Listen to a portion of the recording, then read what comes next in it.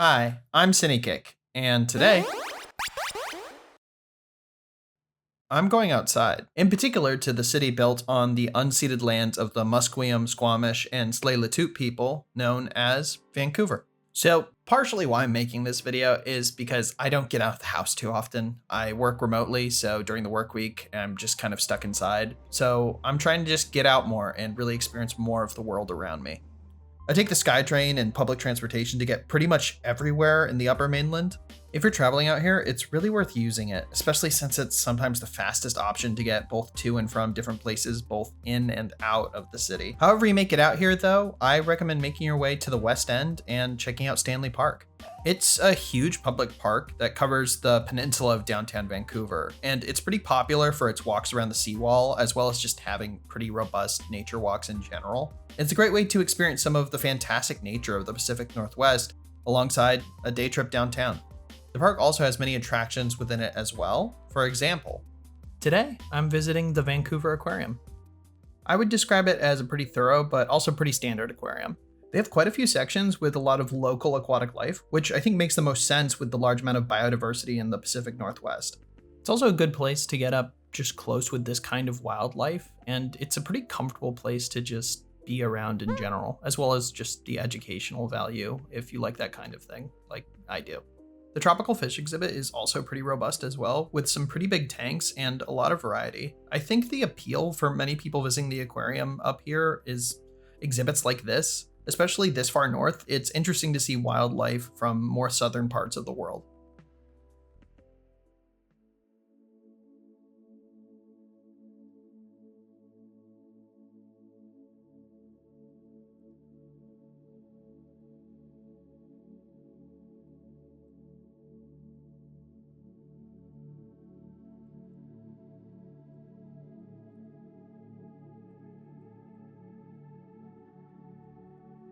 I really love jellyfish.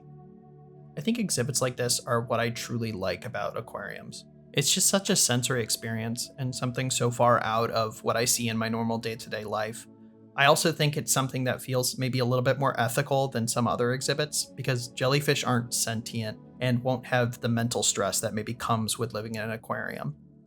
Outside of the more generic aquarium exhibits, though, they also have an Amazon rainforest area with birds, primates, and other non aquatic animals, which was a nice change of pace between exhibits. Now, I do like axolotls, but I do think most axolotl exhibits consist of a bunch of axolotls just hiding and trying to not be seen, and this exhibit was pretty much that. I think in general they prefer to be hidden, but there was one laying prone, and yeah, just not really an engaging experience. I think the main reason people come to this aquarium, though, is for the sea otters. The aquarium has had a pretty active role in rescuing sea otters alongside their conservatory and research programs, and yeah, they're pretty adorable. It's really worth it to come and see them if you can. They also have some pinnipeds here, including a really large one that made a noise that I would describe as a weaponized bathroom experience. There was also a temporary exhibit there called Dragons, which was showcasing a variety of reptiles and their mythological counterparts. It was kind of cool to see all these different reptiles in the same place, and I think it was a pretty enjoyable exhibit. But I will say probably my favorite thing was just the sculptures. I think I'm just a sucker for that kind of stuff, though. Overall, I liked the aquarium, and I recommend checking it out. Outside of just larger attractions, though, I also want to highlight some of my favorite arts and cultural places that I personally really enjoy around Vancouver. I also want to talk to the people that run these establishments because they're so directly connected to the arts and supporting artists. I want to hear from them how they feel about the state of the arts in general and what they think people can do to support it. So, to start this off, we're going to check out the Slice of Life Art Gallery.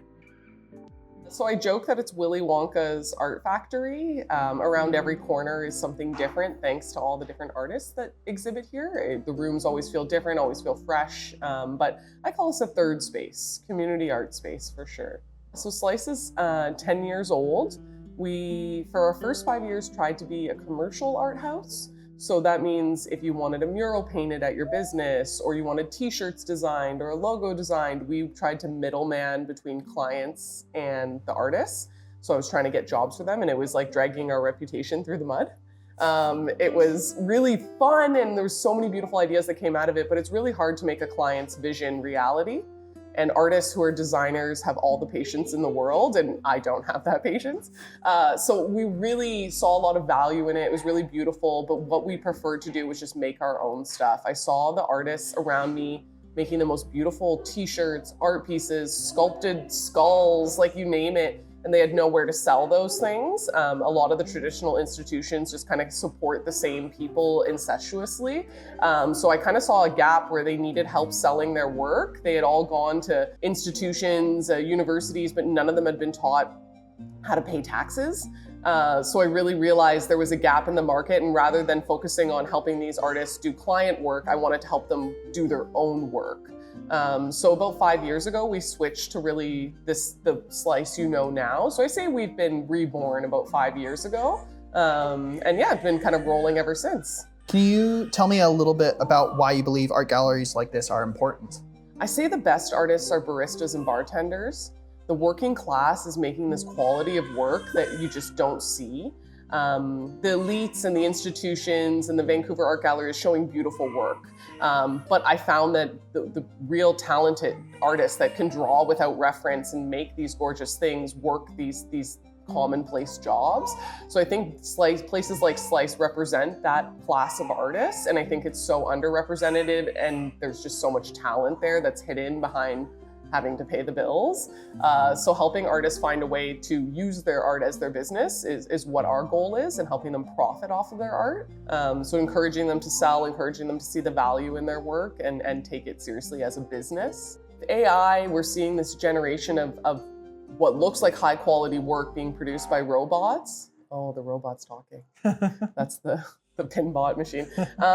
So yeah, so fucking funny. So yeah, the AI robots are like quite literally taking our jobs. But then there's also this beautiful resurgence of people connecting with their creativity and creative side through social media. Like, you know, you see those like Pinterest art ideas and DIY ideas. And I love that people are connecting with their creative side through the internet. But there is a battle with AI, but it's not something Slice wants to show. We are not going to be showing AI art. But we do want to acknowledge that it's part of our reality. So what does that look like? Nobody knows really. What actions do you think people should take to support the arts? Oh, I think just think local when you're shopping. I say if you love IKEA art, you can find a modern solution. You can find a local solution that's similar. I just feel like a lot of art feels so gatekept that people are scared. They want to make those purchases. They're going to spend $500 at IKEA on something, but they would rather have something local. But it's hard. It's hard for people to find those. So just trying to focus when you're buying art on something more local and more artisan, and really you're going to get something special then. You're not going to have your friends come over and say, oh, I have that too from IKEA. It gives you that rewarding feeling. So just trying to find those local art communities, going to farmers markets, going out and visiting the artists, even being there in person shows support, even without your financial contribution, which is trying to source locally and affordably, of course. Up next, I visited Banyan Books and Sound. I had honestly stopped here by complete coincidence. I was filming other parts of this video and kind of just impulsively checked out this place because I saw it while I was walking around, and it's pretty remarkable. It's a self-described metaphysical bookstore with a lot of topics varying from world religion, history, philosophy, mythology, and much, much more. And it's a really impressive space. It's pretty big, and it has all these little areas just to relax and read. This is the kind of store that really feels like someone put their heart and soul into it. And it has such a warm energy that it honestly makes me a little bit jealous that I don't live closer to it, because I feel like I would come here all the time. Next, I want to show another art space that I really enjoy called Copycat Studios. Hi, I'm Lou. I'm an illustrator, printmaker, and I run Copycat Studio. This is a little studio in Richmond, BC. I do risograph printing in here, and the front end is an artist market. But before it, we were actually doing a little pop-up shop over on the other side of Aberdeen Center. And so when we were like talking about it, a bunch of my friends were like, well, why don't you just do this as a full-time thing? Because at that time I was kind of like struggling to find contracts in animation. So I just like decided to make the shift. Can you also tell me a little bit about your guys' zine library? Oh yeah, so the zine library is literally just zines I took from my house and I moved here. And it's just nice to see that like, this is what you can do. Like this is like self-publishing and all these artists can like do this thing, make a little book. And I also teach zines with the risograph printer. And then whatever we make for those workshops, I also put on display. When I first saw your guys' zine library, it was really nostalgic for me. Oh, I was like, yeah. I was like, oh my God. Like as much as like, I feel like zines can sometimes feel a little niche to people, but like I'm looking at that, I was like, oh my God, that's one of like Hakela's first like sketch zines. So I met her at TCAF before she got like really big and I like grabbed one of them and now she's like really huge and her books are like super fancy now, right? But it's nice to have like her like kind of where she began. I had Carrie Smith as a teacher and she was a zine maker as well. And she was just like, yeah, you could just make your own book. And I was like, I never thought about it that way. So that's why I just started like making books in college and like I collect them as well. So how do you feel about the current state of the professional illustration and art industry as a whole? It is constantly changing. So like, for example, when I was in school, editorial illustration was a huge thing. Not so much now because everybody has shifted online and there's a lot more self-publishing involved. And it doesn't even mean you have to print stuff yourself. There's just, you can just publish it online, like a webtoon or something like that. That wasn't something that existed back then, right? So everything was still pretty much like print format, like a physical book, but now it's like you can basically make comics out of anything, right? So people do like comics on TikTok, like short format, like videos, right? So they'll do like illustrations that are like maybe 3 or 4 kind of like animatics and like put that online. I think that's really interesting how like there's a shift. So it's more accessible towards anyone that's like just wants to draw. Because before I feel like it was like strictly, oh, did you go to art school? But now it's not, it's more like available for everybody. What do you think about the current state of small press and printing in general? It's still strong. I feel like people are always like, oh, printing is gonna be dead. And I'm like, I don't think so. Because I just got back from TCAF and that was not the case because 30,000 people came through on the weekend and wanted comics and zines and other books and stuff like that. And I know there's like the threat of AI, but I just don't think AI can ever be as weird as people in terms of like storytelling and making drawings, you know? Where do you see, I guess, the state of small press and the arts going in the future? I'm not sure, actually. I just hope more people get into it, especially like young people. So it's been nice to have this studio because Richmond doesn't have a lot of art spaces, especially for like teenagers. Learning about like, hey, you can actually like make a drawing and print it with this machine or make a zine and like take a copy home and give it to your friends. Because I know like the state of a lot of kids now is just being hooked on their phone, but it's nice to have a place that they can come and look at what artists do and be like, hey, maybe I can touch grass and make a book. So I think that's a lot more important to think about in terms of like where small press would go, because I mean, kids are the future. So I do want to like encourage more people, especially young people, to make more zines and draw and yeah, just make stuff. What do you think artists and other people should do to support this kind of art, like being small press or just illustration in general? Oh yeah, take a workshop, learn a new thing, learn risograph. Risograph printers are being kept alive by artists and solely artists.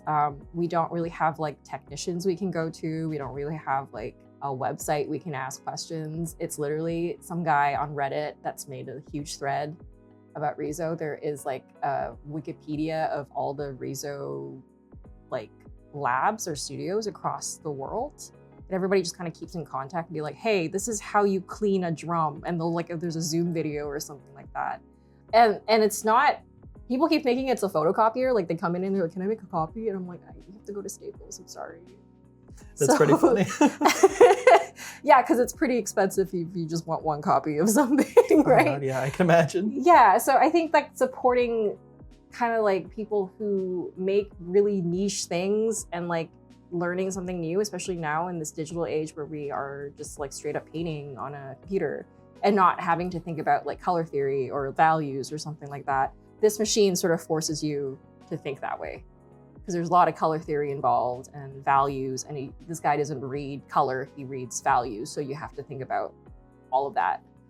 So it's been like really nice being able to teach workshops where like people like are like struggling, but it makes their brain hurt in a good way because they're like forced to think about how to actually manually mix a color. Actually, speaking on that, could you tell me a little bit about the risograph process or kind of what makes risograph special? Yeah, so the inks are made out of rice, and there's like about maybe 42 different colors that the company like mixes themselves.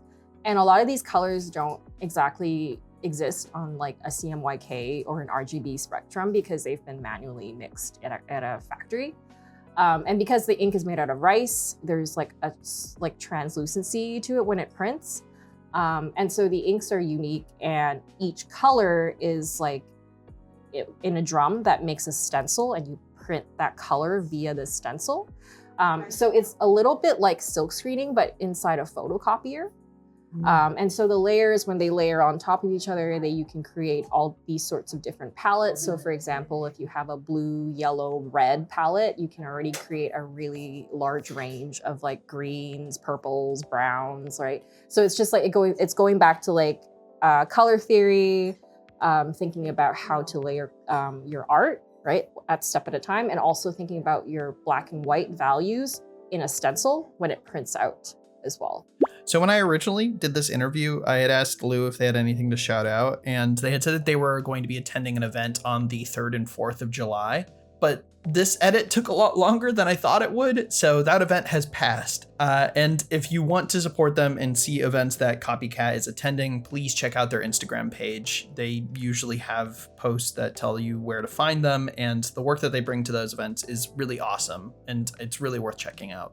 I think the standards for cafes in Vancouver are pretty high. Brecca is a great example of this. It's a chain out here that's one of the few remaining 24-hour restaurants after COVID, and it just has so much variety, and pretty much everything I've gotten there before is just really good, even if it's sweet or savory, and it's just kind of like awesome. I don't know how to put it. I got this pistachio brownie. It was pretty great. Another great example is Goldie's, which is a chain of Korean donuts out here, which is something I didn't even know existed. I didn't know that there was like a difference between them until I came out here, but they're so good. And I've gone to a few different Korean donut places out here that are really just wonderful. But I got a few different flavors as well as the butter mochi and shared them with my roommate. It was pretty great. The roommate's not the cat. The cat's just there. On a separate day, I was also craving coconut cake, and my roommate recommended this place, True Confections. It was pretty great. A lot of variety. Just really good cake. Lastly, I'm checking out Theory, which is a chain of patisseries out here.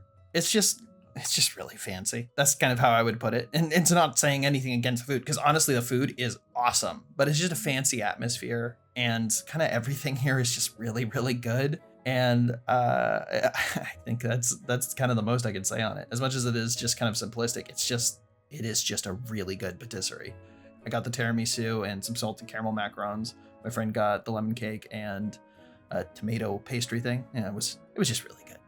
I was originally gonna talk a bit about the restaurants I went to out here, but the ones I recorded at, I actually didn't end up liking too much. So instead, I just kind of wanted to highlight the cafe and bakery culture out here, just because I feel like most of them are just so good, and you can kind of go anywhere, at least in my experience, and you'll usually find something that's pretty great. And I do know there are good restaurants out here. It's mostly just I had not filmed at them. And honestly, maybe that's what I should do. I should just go to some actually good restaurants out here that I know. Maybe that's something I'll do in the future. Get out more, get out number 2, not the movie, this video, getting out, going out, whatever I end up naming it. Thanks for watching. If you've made it to this point in the video, I genuinely really appreciate it. I'd love to make more videos like this in the future, so if people like it, please let me know. I have a Patreon and a store if you want to support me. I'm actually going to be updating with some new merch pretty soon as well. I also have another video right around the corner, so I'll see you very soon. Thank you again.